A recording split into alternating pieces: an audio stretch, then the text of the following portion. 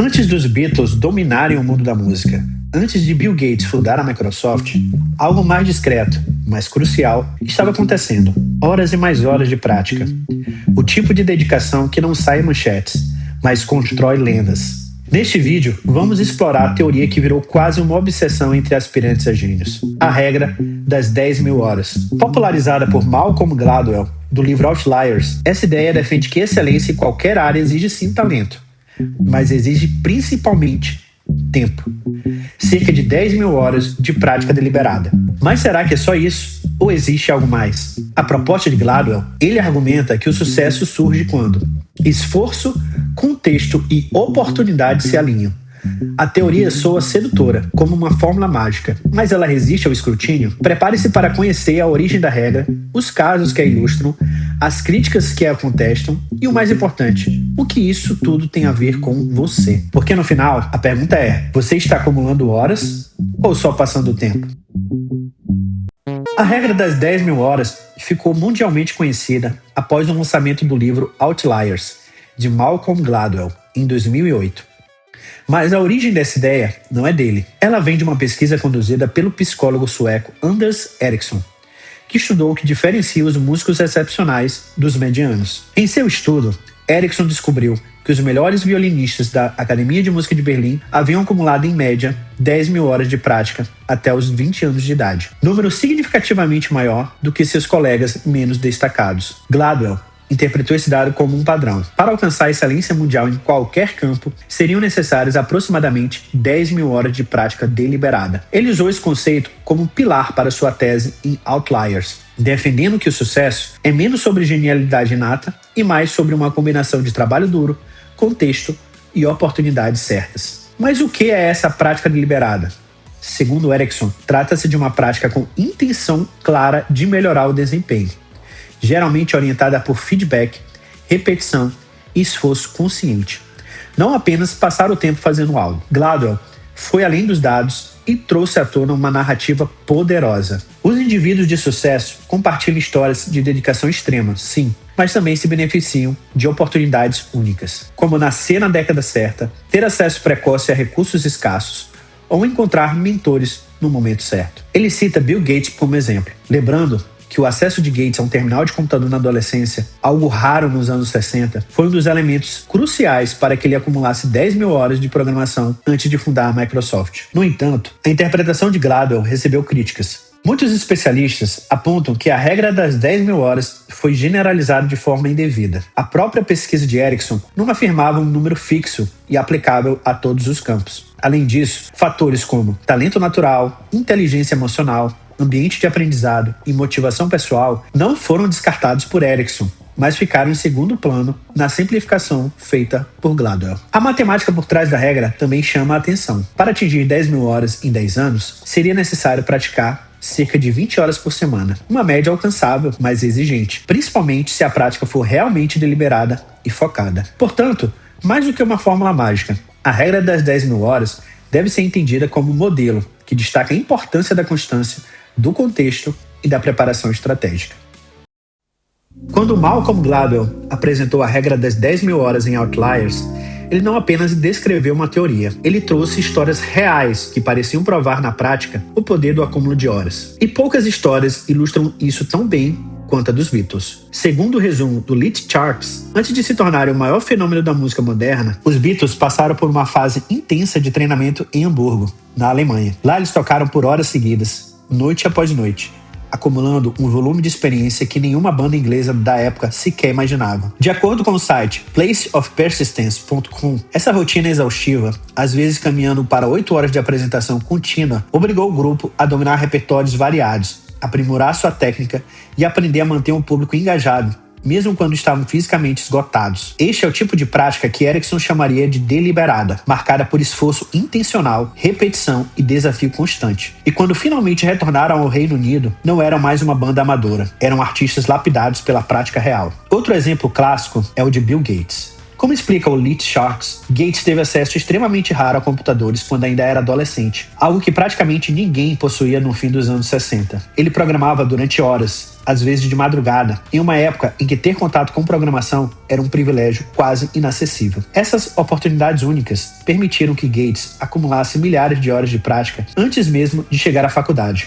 Gladwell usa essa história para reforçar sua tese de que sucesso não é apenas fruto de esforço, mas também de contexto e timing. Se Gates tivesse nascido 5 ou 10 anos antes, provavelmente não teria encontrado computadores disponíveis para praticar tanto. Bill Joy, cofundador da Sun Microsystems, aparece no livro como outro exemplo emblemático. Ainda segundo Lit Charts, Joy se destacou por sua habilidade excepcional em programação, mas essa habilidade veio de anos de prática intensiva. Assim como Gates, ele teve acesso a recursos de computação em um período em que isso era raro, o suficiente para que acumulasse suas próprias 10 mil horas de experiência. O padrão, novamente, é claro: prática intensa somada a circunstâncias incomuns. Gladwell também utiliza um caso curioso para mostrar como nem sempre a prática é o único fator. Às vezes, o sistema cria vantagem acumulada. Em seu capítulo sobre jogadores de hóquei canadenses, ele descreve um fenômeno apontado em análise do tema. A maioria dos jogadores profissionais nasce nos primeiros meses do ano. Por quê? Porque o corte para as categorias de base do Canadá é em janeiro. Isso significa que crianças nascidas em janeiro, fevereiro e março são sempre as mais velhas da turma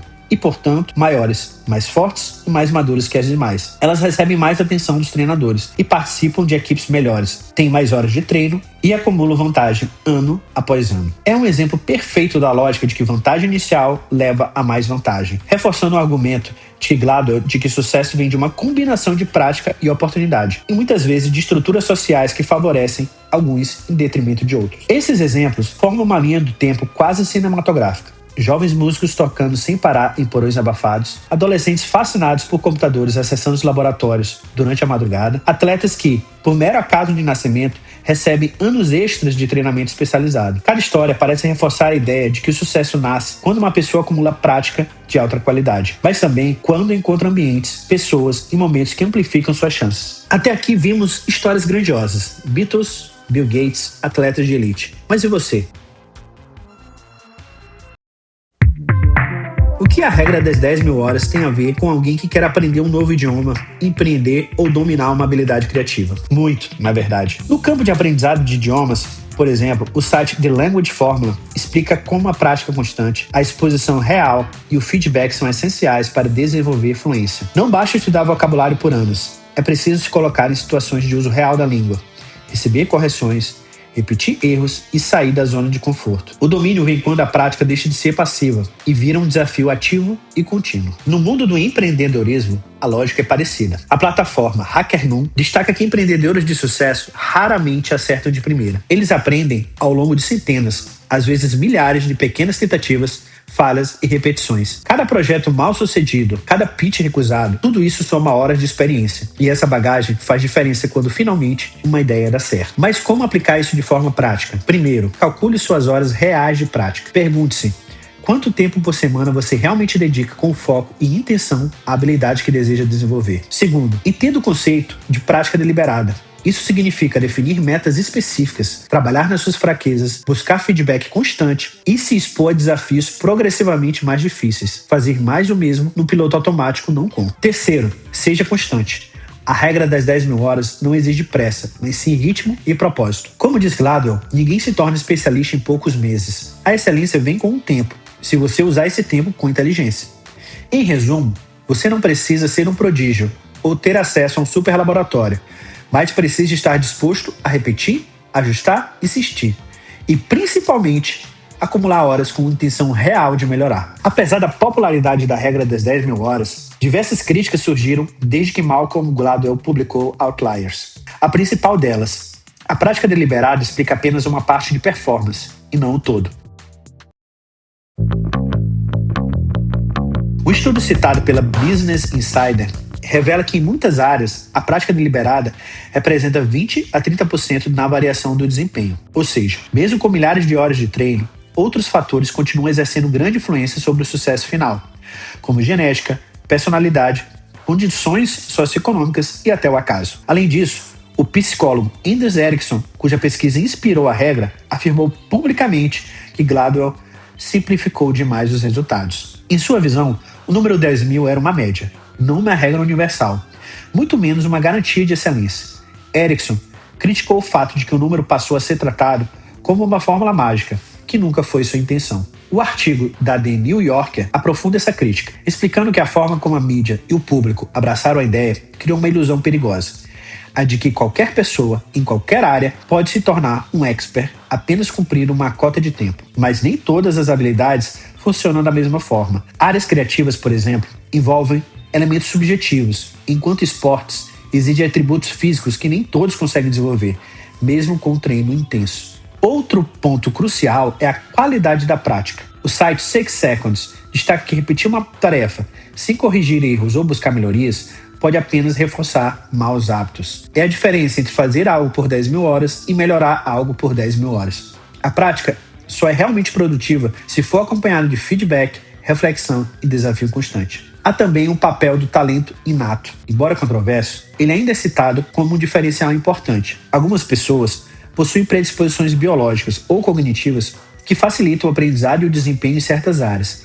Ignorar isso seria simplificar demais a complexidade humana. Outro fator frequentemente negligenciado é o ambiente. Ter um mentor, viver em um lugar que valoriza a habilidade que você quer desenvolver, ou simplesmente nascer em um período histórico propício pode acelerar ou dificultar o caminho até a maestria. E isso não depende só de esforço pessoal. Em síntese, embora a regra das 10.000 horas tenha mérito em valorizar o esforço e a disciplina, ela não deve ser vista como uma fórmula exata. O número é simbólico, não literal. A prática é essencial, mas não é tudo. O sucesso continua sendo multifatorial, uma dança complexa entre trabalho duro, oportunidade, talento e circunstância. Se você chegou até aqui, já entendeu que o sucesso não é um acidente, mas também não é apenas uma questão de sorte ou talento inato. A regra das 10.000 horas deixa uma lição direta para qualquer pessoa. Se você realmente quer ser bom em algo, vai precisar investir tempo, e muito. Isso não significa abandonar tudo para se tornar expert. Significa assumir o compromisso de praticar com intenção. Construir uma rotina e buscar melhoria constante. Use a regra como norte, não como destino. Ela não é um número mágico, mas um lembrete de que a excelência exige tempo e esforço contínuo. Para quem está começando a aprender um instrumento, abrir um negócio, desenvolver uma habilidade criativa ou crescer em uma carreira, o primeiro passo é assumir o protagonismo da própria jornada.